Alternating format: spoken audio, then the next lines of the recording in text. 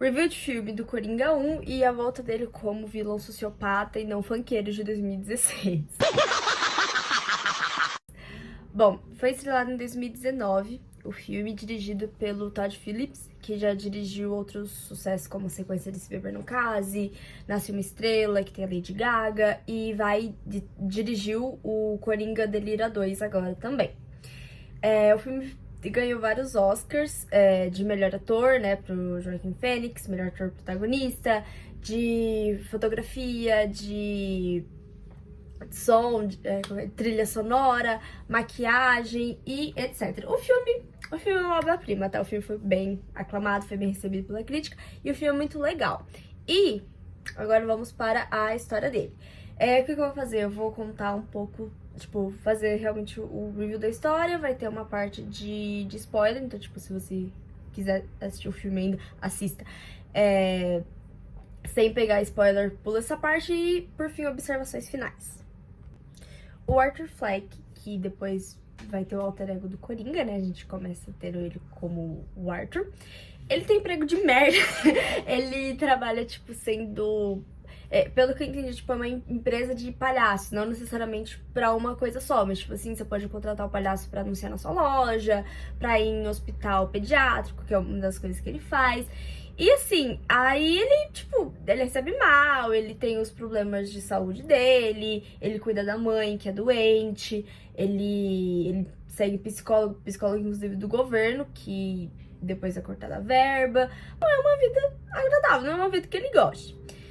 E aí, ele já começa o filme apanhando de uns moleques, tudo tal. E aí, um amigo do serviço dele dá uma pra ele, que ele falou, você precisa se defender, tudo mais. Só que, como eu disse, ele vai lá se apresentar como palhaço no hospital pediátrico. E aí, esse presente do amigo dele cai no chão, que todo mundo vê. E aí, ele é demitido por justíssima causa, né? Você não pode portar isso.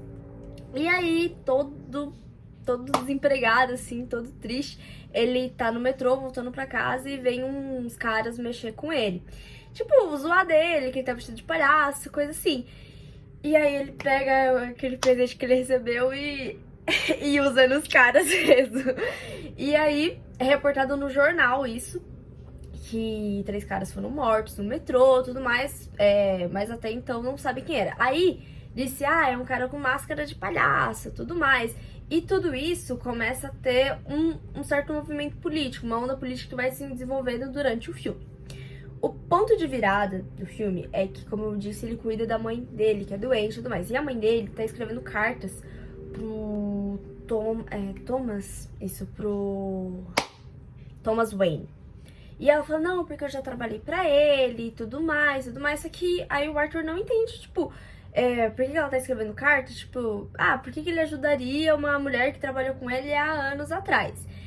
E aí, o ponto de virada do filme é quando ele abre uma dessas cartas que a mãe dele escreveu, a segunda ou terceira carta, e aí ele descobre que ele tem relação sim com Thomas Wayne. E aí, a partir daí, ele percebe que ele tem que, ele tem que tomar alguma decisão sobre isso.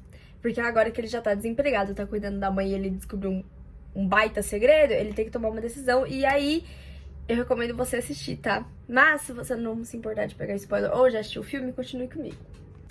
Na carta que ele leu, diz que o Thomas Wayne é o papai dele, entendeu? É o pai dele.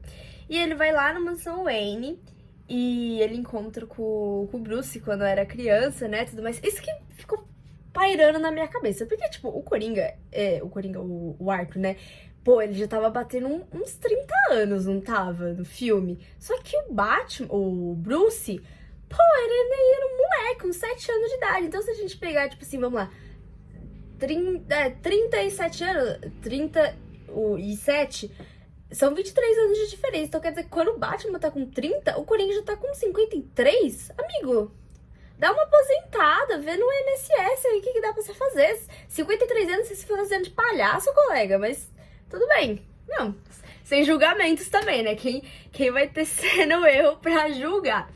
E aí, depois que ele vai na mansão, começa a vir detetives atrás dele pra perguntar sobre o assassinato daqueles 3 caras. Porque, tipo, foram procurar pessoas lá da agência de palhaço que ele trabalhava e tudo mais.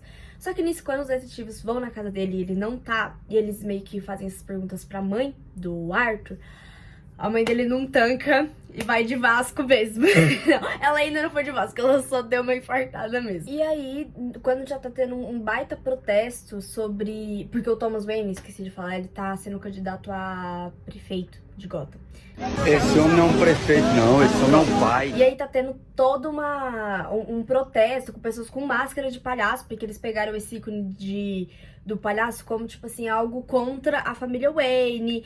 E toda essa politicagem, coisa assim. E aí tem um momento que o Arthur, ele consegue entrar, tipo, num cinema, que só a galera rica da cidade tá lá, onde o protesto tá tendo na frente desse cinema. E aí ele consegue ter uma conversa com o Thomas.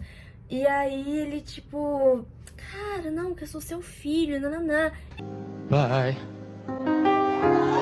E a moça, tu é louco, né? Não, nunca fiquei com tua mãe, nada a ver, que sua mãe é louca. Aí o Coringa, tipo... Coringa não, ele ainda não coringou. Aí ele... Não, ele já coringou, sim. Aí ele, não é louca não, nananã. E só que, tipo, ele não tem o reencontro pai e filho que ele queria. E ele vai atrás de ver se a mãe dele, que ainda está no hospital lá se recuperando do infarto, é louca mesmo. Ela é louca mesmo. Ele vai lá, como eu falei, no hospital psiquiátrico, consegue roubar o histórico da mãe dele.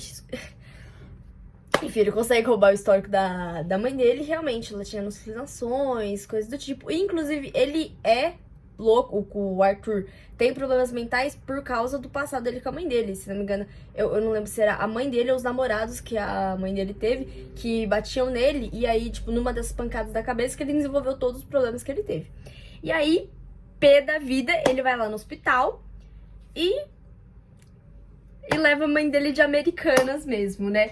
Que, na verdade, ele descobre que ele foi adotado. Então, não era nem a mãe dele. Ele só encara ela agora como, tipo, uma mulher que desgraçou a minha vida. Aí, tá. Aí, em casa, ele tinha um fascínio com um programa lá de um cara, era um fulano Murray lá, que ele era, tipo, comediante e tal. Porque o Coringa, ele tenta a vida no stand-up, dá certo. Aí já é outro ponto. Mas aí, tipo, ele quer muito... Ele até sonha, às vezes, dele no programa do Murray, tudo mais. Até que ele chega a ser realmente convidado. Porque ele tinha feito um stand-up tão ruim que passou no show do Murray. E aí ele realmente é convidado a participar do programa. Ele lá se arrumando, tal. Chegam uns colegas do ex-serviço dele, lá da companhia de palhaços. Eles vieram perguntar, tipo assim, tem uns detetives procurando a gente lá né, do coisa do metrô. Tem uns caras procurando a gente e a gente quer saber o que você falou pra eles, pra gente saber, pra a história bater. Aí o cara lá que deu o presente falando, não, porque a gente é amigo, né, porque tal. Aí o Arthur, tipo, não somos mesmo, não somos. E aí, ele leva de arrasto esse amigo dele também, mas deixa o baixinho embora, e ele não faz o beijo. E aí... ele vai lá pro programa do Murray, e aí é o momento lá que ele vira, tipo, quando for me anunciar, poderia me chamar de Coringa. Aí ele já vem todo pintado de palhaço e tal, e aí ele começa a ter uns desentendimentos com o Murray, porque aí ele assume que ele matou aqueles 3 caras no metrô, e aí o Murray já não sabe mais o que é piada, o que não é, se realmente ele é um sociopata, se ele é um assassino, assim... O Coringa levou aquele presentinho do amigo do serviço dele pro show do Murray. E aí o Murray não teve um destino muito diferente dos caras do metrô mesmo. Foi na cabeça, puf, e foi isso mesmo. E aí toda a galera tá chocada, né? Tipo, que merda é essa? Que maluco é esse? Então aí a gente já tem a ascensão total, assim, do Coringa. Ele já sai na rua, quer dizer, ele sai num carro de polícia. Só que na rua, assim, tá tendo um anarquismo, assim, tá todo mundo com máscara de palhaço, dando manifestação, botando fogo em carro, quebrando vidro das lojas, tudo mais. E aí conseguem tirar o Coringa do carro de polícia, porque, tipo, um caminhão controlado por pessoas que estavam nesse protesto, bate no carro da polícia, aí eles conseguem liberar o Coringa. Liberar assim, né? Porque o policial morreu mesmo. Aí tá, e aí a gente tem, tipo assim, o Coringa como o rei daquela palhaçada toda, né? E aí, particularmente, eu não sou muito adentrada no universo da DC, eu sou mais Marvel Girl, tá? Mas eu tava muito na dúvida de como o passado do Batman se conectava com isso. Porque eu já não sabia dessa diferença de idade toda, de quando o Coringa já tava, ele já era o Coringa, o Batman era só uma criancinha. E aí eu fiquei muito na dúvida, tipo, do porquê os pais do Batman estavam vivos. Porque eu pensei, tipo, o Batman não tem pai. Aí, nos últimos minutos que mostra isso, quando os pais do Batman com o Brucezinho estavam saindo do lugar lá, eles passam por um beco e aí que os pais do Batman vão de Vasco também. E aí toda a cronologia fez sentido, assim. E aí o filme se encerra quando o Arthur tá lá acho que num hospital psiquiátrico, assim, e ele só foge. Ele, se não me engano, ele tá no meio de uma terapia e ele mata o terapeuta.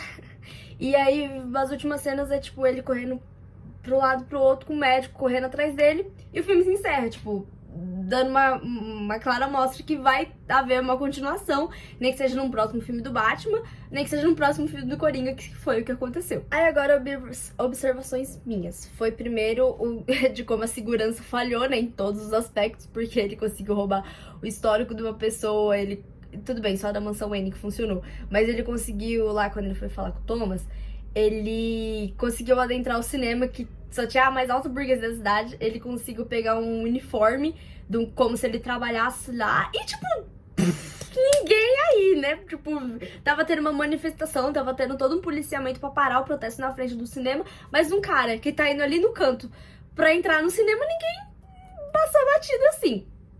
Outra coisa que eu notei, que ficou dúvida pra mim, porque assim, no Coringa do Heath Ledger, ele fala que ele tem aquela cicatriz lá do sorriso porque foi o pai dele que fez essas cicatrizes nele, né?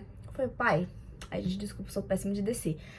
Mas aí, me ficou a dúvida, tipo assim, os Coringas se conectam?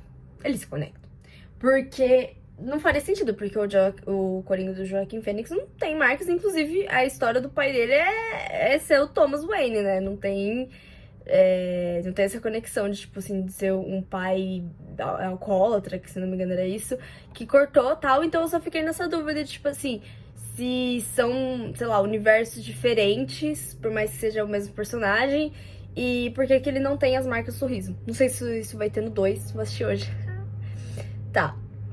E aí eu também achei legal como eles trouxeram o âmbito político, tipo, dessa manifestação e usaram o Coringa o Coringa não, né? A máscara de palhaço como ícone pelas manifestações da família Wayne. E, gente, ótimo, tá?